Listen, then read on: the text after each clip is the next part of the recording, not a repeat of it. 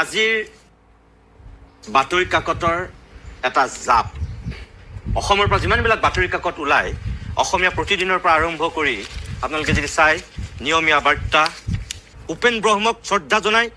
মস্ত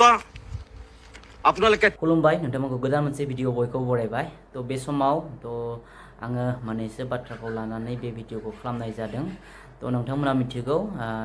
1 मे खालि जोंनि बर' हारिनि थाखाय मोनसे गोदोर मोनसे जाफुंसारनायमोन लोगोसे जोंनि बर' हारिनि थाखाय जारिमिनारि मोनसे सान नङा होनबा मानो होनबा गोदान दिल्लीयाव बड'फानि मुङाव मोनसे लामा नाम लाखिनाय जादों आरो बड'फानि मुसुखाखौ बेयाव गायसननाय जादों नङा होनबा तो जोंनि थाखाय बियो बेसेबांबा गोदोर मोनसे जाफुंसारनाय बा देरहासारनाय होनना बुंनांगोन नाथायबा मा जाखो जोंनि अखमाव मा जाखो मिथिबायना मोनसे निउज चेनेल नोंथांमोना बयबो मिथिगौ बे निउज चेनेलनि सासे एंकर माने सासे बिथाङा बुंदों तो बिथांनि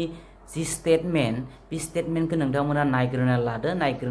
लानानै बुजिदो बिथांनि जितु मेन्टेलिटि जि मानसिकता बिखौ मा लेभेलनि सानना नायबानो जाबाय बिथांनि स्टेटमेन्टखौ गिबियावनो नायना लाग्रोदो बिनि उनाव जोङो आबुङै बे भिडिअ सावरायसिगोन আজিৰ বাতৰি কাকতৰ এটা জাপ অসমৰ পৰা যিমানবিলাক বাতৰি কাকত ওলাই অসমীয়া প্ৰতিদিনৰ পৰা আৰম্ভ কৰি আপোনালোকে যদি চাই নিয়মীয়া বাৰ্তা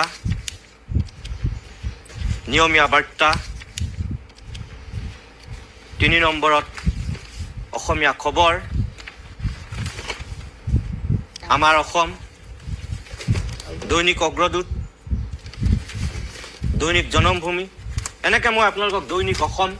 মই এফালৰ পৰা দেখুৱাই যাব পাৰোঁ গোটেই জাপটো ফ্ৰণ্ট পেজটো আপোনালোকে দেখিছে আৰু বেক চাইডটো আপোনালোকে যদি চাই প্ৰত্যেকখন পেপাৰৰ একেই অৱস্থা এই পেপাৰখনৰ কোডটো আজি অসম চৰকাৰে হেমচন্দ্ৰ বৰুৱাৰ এই যে 129 সংখ্যক মৃত্যুদিন তেখেতক এটা শ্ৰদ্ধা জনাবৰ কাৰণে ক'তো অকণো আহৰি নাপালে এটা অকণমান আজি হেমচন্দ্ৰ বৰুৱাৰ প্ৰতি শ্ৰদ্ধা জনাবলৈ চৰকাৰখনে কি এই মৃত্যুৰ দিনটোত আহৰি নাপালে কোনো এখন কাকতত ইয়াত আজি ঢেৰ বিজ্ঞাপন আছে উপেন ব্ৰহ্মক শ্ৰদ্ধা জনাই মস্ত আপোনালোকে ঠিকেই বিজ্ঞাপন দিছে য'ত অমিত শ্বাহ থাকিব আজি উপস্থিত আছিল কাৰণে মোদীৰ ফটো লগাই দিছে কিন্তু এটা কথা অসমৰ মানুহে মনত ৰখা উচিত বা চৰকাৰৰ মুৰব্বী হিমন্ত বিশ্ব শৰ্মা तो नोंथांमोना बिथांनि जि स्टेटमेन्ट बे स्टेटमेन्टखौ नायबाय जानांगौ नङा होमबा तो बड'फानि जि माने थैनाय सान 1 मे रोंसारि सान तो बे खालि माने 1 मे खालि भारतनि जि गोदान दिल्ली तो बे गोदान दिल्लीयाव बड'फानि मुङाव मोनसे लामा लोगोसे बिथांनि मुसुखाखौ बेयाव गायसननाय जादों तो बे खालि मोनसे माने अखमनि जितु माने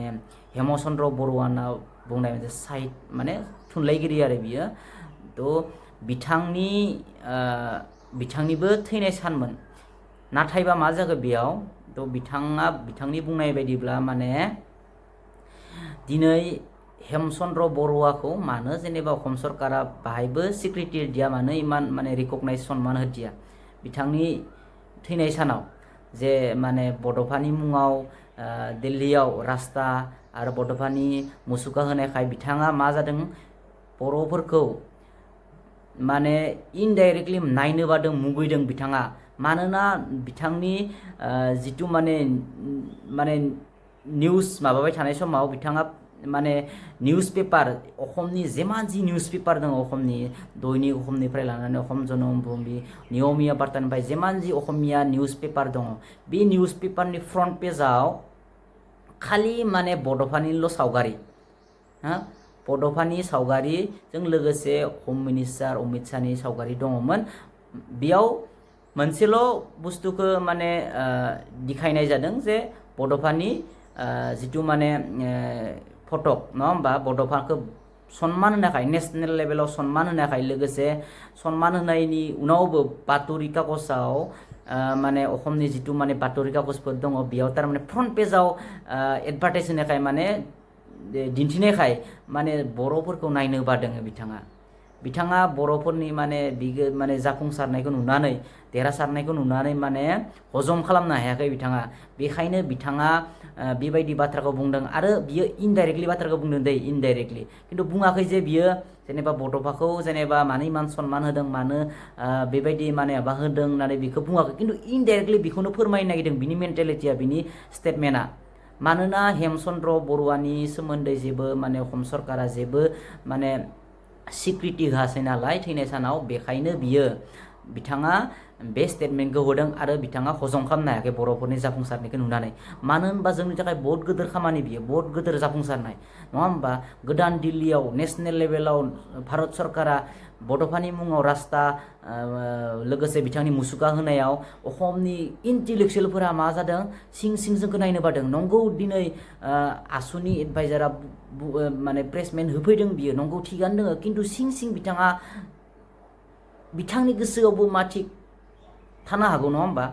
गाज्रि भाब थानो हागौ खिन्थु दिनै सोरबा स्टेटमेन्ट होफैनो हागौ मोजां बाथ्रा बुंनो हागौ खिन्थु असमनि जेमान जि इन्टेलेक्सुवेलफोर दङ बिसोरो जोंखौ 90% नायनो बादों दिन तारिखाव मानो होनबा बर'फोरनि जिथु जाफुंसारनाय बे देरहासारनायखौ माने बिसोर नायनो हाया थ' बेखायनो बिथांमोना असमनि निउज चेनेलनिफ्राय लानानै जेमान जि इन्टेलेक्सुवेलफोर दङ थ' बिसोरो जोंखौ नायनो हायाखै नङा होमबा थ' बाथ्राया जाहैबाय जोंखौ दिनैबो बिथांमोना नायनो हाया मुगैयो जोंखौ जोंनि मोजांखौ हास्थाया बिसोरो नङा होमबा जोंनि मोनसे जिथु जारिमिनारि सान निउज पेपाराव फ्रन्ट पेजाव होदों बेखौबो नायनो बायो नङा होमबा नायनो मा खामानि दङ मा मावदों जोंलाय मा दाय मावदों नङा होमबा जेबोथ' दाय मावाखै भारत सरकारा जोंखौ सनमान होदों बड'फानि मुङाव नाम माने रास्ता होदों बिथांनि मुसुखाखौ बेयाव गायसनदों थ' बेखौ माने बातरि कागजफोरा माने होखागोनखा फ्रन्ट पेजाव थ' बेखौ लानानै मानो इसोरो हजम खालामनो हायाखै बाथ्राया मानो इमान नायनो बायो बर'फोरखौ नङा होमबा कमेन्ट सेक्सनाव जनायबानो जाबाय नोंथांमोना आरो बिथांनि स्टेटमेन्टखौ आङो गेजेर होनो हानि आरो फुल स्टेटमेन्टखौ आङो होनो हानोसै मा बुंदोंमोन बिथाङा थ' भिडिअआ बेखिनियानोसै नोंथांमोना सानना नायबानो जाबाय जोंखौ माने असमनि जिथु इन्टेलेक्सुवेलफोर दङ बे इन्टेलेक्सुवेलफोरा बेसेबां एक्सुवेलि जोंखौ गाहाम मोनमारो सिं माने सायाव बहुत मोजां खिन्थु सिं बेसें नायनो बायो बिथांमोना नुवाखै माबायदि बुंदों बिथांमोना फ्रन्ट पेजाव फैनायखाय बिथांमोना मा जादों नायनो बादों जोंखौ जोंनि जाफुंसारनायखौ नायनो हायाखै देरहासारनायखौ नायनो हायाखै जोंनि थ' दाबो जोंनि सुथुरा माने जोबनो थाखाय रायजोफोर जोंनि थांखियाव सहैयाखैनो जेब्लासिम जोंनि थांखियाव सहैया जोङो आगानसे बिदिनो दावगालांबाय थानांगोन नङा होमबा थ' भिडिअखौ जोबजासिम नायनायनि थाखाय साबायखर थाबाय আজিৰ বাতৰি কাকতৰ এটা জাপ অসমৰ পৰা যিমানবিলাক বাতৰি কাকত ওলায় অসমীয়া প্ৰতিদিনৰ পৰা আৰম্ভ কৰি আপোনালোকে যদি চায় নিয়মীয়া বাৰ্তা 3 নম্বৰত অসমীয়া খবৰ আমাৰ অসম দৈনিক অগ্ৰদূত দৈনিক জনমভূমি এনেকৈ মই আপোনালোকক দৈনিক অসম মই এফালৰ পৰা দেখুৱাই যাব পাৰোঁ গোটেই জাপটো ফ্ৰণ্ট পেজটো আপোনালোকে দেখিছে আৰু বেক ছাইডটো আপোনালোকে যদি চায় প্ৰত্যেকখন পেপাৰৰ একেই অৱস্থা এই পেপাৰখনৰ ক'তো আজি অসম চৰকাৰে হেমচন্দ্ৰ বৰুৱাৰ এই যে 129 সংখ্যক মৃত্যুদিন তেখেতক এটা শ্ৰদ্ধা জনাবৰ কাৰণে ক'তো অকণো আহৰি নাপালে লাচিত বৰফুকনৰ পৰা চুকাফাৰ পৰা আৰম্ভ কৰি জ্যোতিপ্ৰসাদ বিষ্ণুৰ বা ভূপেন হাজৰিকালৈকে জন্মদিন মৃত্যুদিনত অসম চৰকাৰে অন্তত কিবা এটা দিয়ে কিন্তু আজি হেমচন্দ্ৰ বৰুৱাৰ প্ৰতি কাৰো আহৰি নহ'ল অসমৰ মুখ্যমন্ত্ৰীগৰাকীয়ে এটা অকণমান আজি হেমচন্দ্ৰ বৰুৱাৰ প্ৰতি শ্ৰদ্ধা জনাবলৈ চৰকাৰখনে কি এই মৃত্যুৰ দিনটোত আহৰি নাপালে কোনো এখন কাকতত ইয়াত আজি ঢেৰ বিজ্ঞাপন আছে উপেন ব্ৰহ্মক শ্ৰদ্ধা জনাই মস্ত আপোনালোকে ঠিকেই বিজ্ঞাপন দিছে য'ত অমিত শ্বাহ থাকিব আজি উপস্থিত আছিল কাৰণে মোদীৰ ফটো লগাই দিছে কিন্তু এটা কথা অসমৰ মানুহে মনত ৰখা উচিত বা চৰকাৰৰ মুৰব্বী হিমন্ত বিশ্ব শৰ্মা